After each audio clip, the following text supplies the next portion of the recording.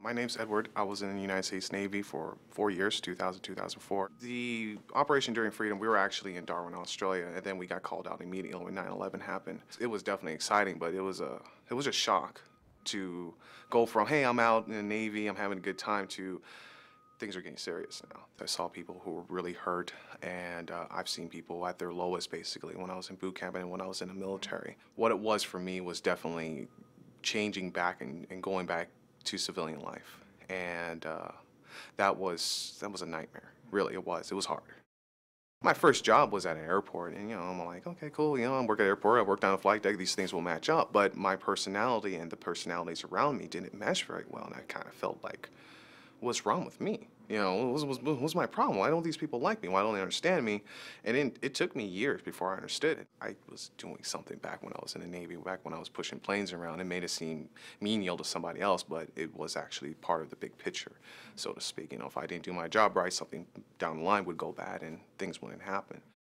I was working at the airline, and I came and I told my boss, hey, I'm scheduled from this time to this time. I'm going to get off at my normal time. And he said, that's fine, but when that time came around, they expected me to stay longer, and I said, hey, I'm not going to do any overtime today. And the person got confrontational with me. And as soon as they got confrontational with me, it's sort of like, listen, you don't need to get confrontational with me. You don't scare me. I am not intimidated. It was just more like I dismissed him immediately, which to him was disrespectful. And then that's what just basically caused me to lose my job.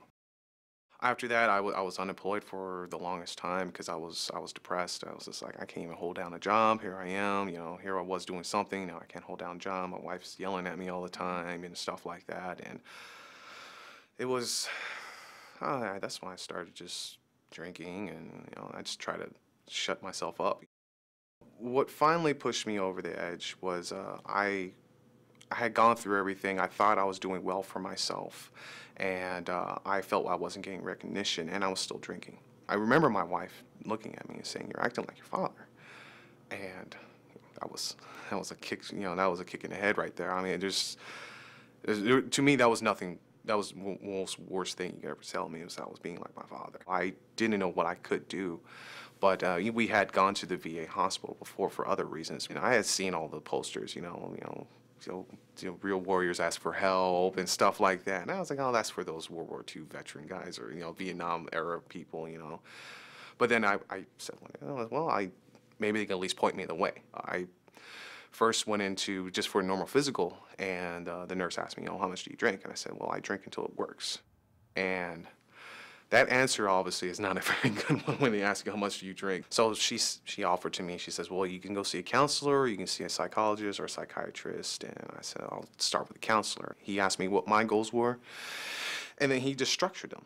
And and we just went down the list. The number one thing was being angry. And number two was, drinking. Number three was, just allowing myself to just go out and not feel so negative all the time. I went in for sessions. It was 2 times a week, 2 times a month, and then it started becoming once a month, and it became every 3 months. And eventually, I just kind of just I didn't go, but not because I didn't want to. I feared it or anything like that. It's just I just felt good. I just kind of just rolled with the punches, so to speak. And that wasn't me before. I had to control everything. I had to have complete control over every single situation any way I could. Otherwise, I wasn't happy. I don't feel I have to, put down a fifth of anything just to get to sleep. I don't feel I have to live up to anybody's expectations anymore, which I didn't realize until I started going to see somebody, that I was actually living a life like that, where I was living up to somebody's expectations. Seek whatever help you can, because you're not going to know what kind of help you need until you actually go in there, lay it out, and then they'll tell you. They're like, well, you need this and this and this. You got to put yourself first. And that's what helped me. It was just saying, I got to put myself first. I really got to take care of myself, because if I don't take care of myself, I can't take care of anybody. And then once you do, it's life changing. It's really awesome.